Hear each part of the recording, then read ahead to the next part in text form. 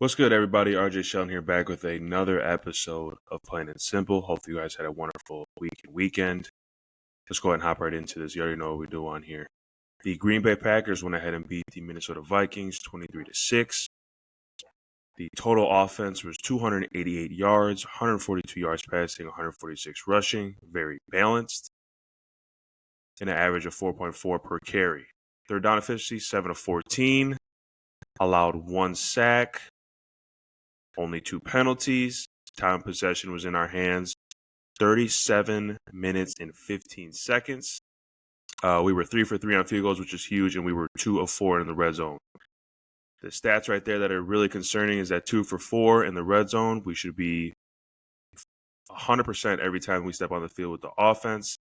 But the thing that does, even though we want to go ahead and there was opportunities to go ahead and put way more points on the board, and we got conservative as the Matt LaFleur way, to where he can't go ahead and feel that, a play call to where it's set up to he has maybe on his 3rd and 5 sheet, or maybe 2nd and 8, to where he can go ahead and maybe take 2 shots, or not even shots, just plays to where that it opens up the field for Jordan Love to throw, because we do have a quarterback that can do that.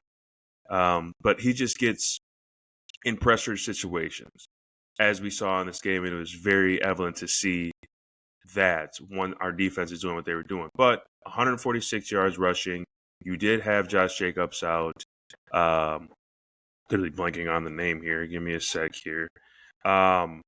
Emmanuel Wilson had a terrific game. 28 carries, 107 yards. Longest was 12, but he was running downhill. And I said on here earlier that I was kind of getting, irritated with Josh Jacobs, of him kind of like getting the ball and then trying to jump cut instead of going north and south. We saw a lot of north and south by these 2 running backs, in Emmanuel Wilson and Chris Brooks, and that was good. Granted, hopefully, Josh Jacobs does that. But this kind of showed, I know we have Josh Jacobs, and I know that he's a very good running back, but what can we see from this game that he realistically is this offense from the running back position is a plug-in at running back. Like, anybody can go ahead and do this. Yes, I know Josh Jacobs is special, but maybe down the line when we, if we don't get to the Super Bowl this year, or if we don't make that hump, he might be in a package to maybe get another guy to come in. Not saying at the running back position, but maybe to help on the defense. Who knows? But Wilson did his thing. Brooks did his thing. Jordan Love got in the running game a little bit, 3 for 15. Jordan Love was 14 of 25 from the field, 139 yards passing, was sacked 1 time, as I mentioned earlier in the stats. Then obviously we had Malik Willis coming towards the end of the game. So that group there, quarterbacks, running backs, good.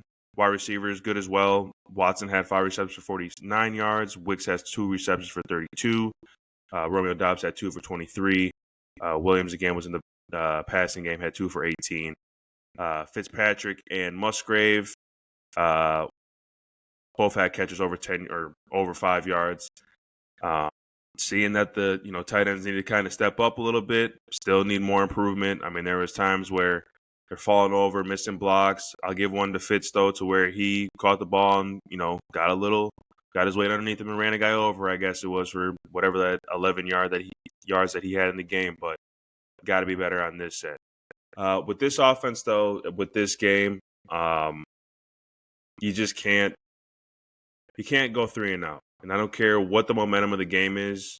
You have to be able to, not only as a team, know that you can go ahead and put teams away. And we have not done that, I feel, since, I guess, Steelers, if you want to say it that way, or if you even want to even say that we've ever done it within the year span of Matt LaFleur at home.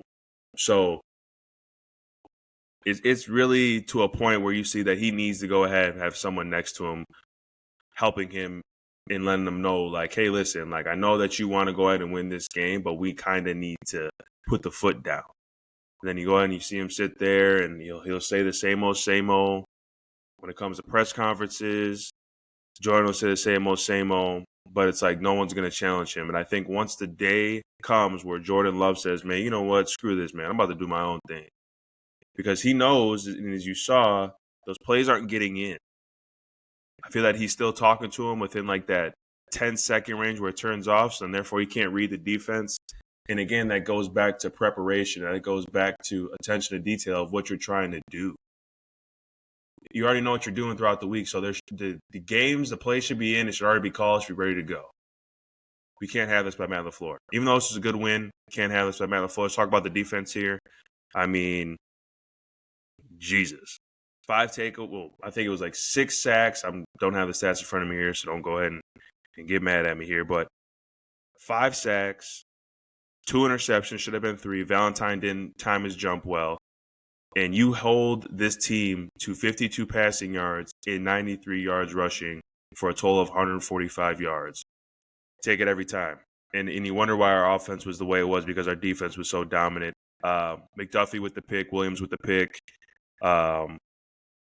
Wyatt had 2 sacks. Michael Parsons, that's why we got him. 2 sacks, whole bunch of quarterback pressures. Edger Cooper playing well. Obviously, there was no Quay Walker, but a lot of other guys were coming in. I really loved the play out of Anabare. He had a huge play coming in to stop that. Who else was on the special teams? We had Anderson as well, which was a really big play to go ahead and shift that momentum for us to go ahead and win that game. To go ahead and have the IQ to push the wide receiver, push the returner into the ball, getting the ball, boom, we score with Wilson on that 1-yard run. Who else is there? Hayden. I don't know if you guys were paying any attention to number 36, Caleb Hayden. He looked like he needed to be out there. There was one play that sticks out specifically where he filled the gap, and I think it was Aaron Jones that he went and laid the hit on. He was out there playing corner. It was good to see just a physical corner out there getting active. So shout out to him. Hopefully we see a lot of him down the line. This was just an overall great performance. We play like this in Green Bay, we're going to be tough to beat. We play like this as a whole team throughout this whole season. We are going to be a tough team. You just know what it is with this team at the end of the day. It's what is Matt LaFleur going to do with this offense? But we are 7-3. We are second right now in the NFC North. We go ahead and face the Lions on Thanksgiving at noon. Got to get that one. You got to get that one because you need a win out to go ahead and have home field advantage. But I am very happy with this win against the Vikings. Let's keep this thing going. Let's move on over here to the Wisconsin Badger football team. Another huge win in Camp Randall. They go ahead and beat the Fighting Illinois out of Illinois. 27-10, over 301 yards of total offense, 92 yards passing and 209 rushing. Yards per average, 5.1. They were 7-15 from third down. Time of possession, 31 minutes and 45 seconds. Total plays, 59. They did allow 5 sacks. You know, you want to keep that down, but hey, you want to add 1. But this is the biggest thing here that we finally are seeing with this Wisconsin team. You know their defense is always good. I mean, if you look at what they've done this season, I think they hold a lot of top teams to 10 points. I mean, once your defense is doing that, your offense has got to kind of pick up the slack. And we're seeing that slack going ahead and being picked up by the offense. You finally have a quarterback that you know that you can do things that is going to be consistent. You know, Carter Smith, I like him a lot, knowing that he's going to be able to run the football. He'll throw it from time to time. But it is a consistent thing that has to go ahead and not only create momentum for you as an offense, but you're going ahead and you know what the defense is going to go ahead and be in, but it paints a picture for the offensive coordinator. It paints a picture for the O-line. It paints a picture for everyone on that offense. You got Dupree having 17 carries for 131 yards, 2 touchdowns. You got multiple guys getting in the run game and being very effective. Huge win for Luke Fickell. Huge win for the program. 4-7. Now you go ahead and head to Minneapolis to go ahead and face the Minnesota Gophers for the Ags. As of right now, I have always been someone that I felt that Luke Fickell was going to be the guy for a very long time. And now you're starting to see that is coming to fruition because now he has his offense set of what is going to happen.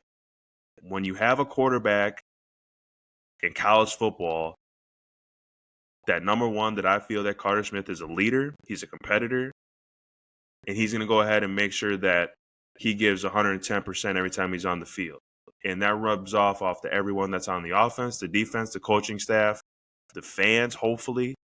And this is a huge one against the Gophers. And if they get this one and they get the axe back, all you people that were going ahead and being on that bandwagon in the beginning and then you jumped off or trying to come back on, better go ahead and pay them state fees for that. But that's going to be a huge one. I believe that one is going to probably be 2:30. Nice. I thought it may be a little bit earlier just due to the situations of both teams. Gophers went ahead and lost to Northwestern in Chicago, playing at Wrigley, which is sick. So this is a big game, as we all know. That one's at TCF Bank Stadium at 2:30. Let's move on over to basketball real quick here. Bucks, as of right now, are 8-9. Obviously, Giannis is still out. As we look at it right now, we are 11th right now in the Eastern Conference. That is not good, but we go ahead in our 3-game stint here. We have the Trailblazers, and then we start the NBA Cup with the Heat and the Knicks. So got to get back on track. Hopefully Giannis comes back. But the guys that are there, they got to go ahead and do what they got to do. Guys got to step up, in which they will. A lot of basketball, but we got to start creeping up in that top 8 because we don't want to sit here at, under 8 in the NBA season for the Bucks. So we'll go and see what happens. And then for our college basketball here, Wisconsin Badgers got absolutely blown out by BYU. They got Princeton, and then they go ahead and face Northwestern. That Northwestern one, that will be the first game in the Big Ten. And then, Princeton is Thursday, and then the following week after that, that's where Big Ten play starts with Northwestern. And then obviously we have the highway battle, whatever you call it, against Marquette, which will be huge. So we've got Providence for this week, and then next week, serious basketball goes down, and then that's vice versa for our Marquette basketball team here. They go ahead and face Oklahoma this week, and then next week they face Valparaiso, and then obviously the border battle between Wisconsin and Marquette. So we got great wins this past weekend for Wisconsin as a whole. Badger football winning at home. Packers winning at home. Bucks a little shaky. Both college teams a little shaky. But as of right now, we're kind of still in the football season. It was a good weekend for Wisconsin sports. So let's go ahead and keep that up. Appreciate you guys tuning in. You already know what we do on here. I'm going to go ahead and obviously have my team of guys where we come on here and bull jive about our Wisconsin sports. So with that, you guys have a great week, great weekend whenever you do listen to this. We'll see you sooner rather than later. Peace out.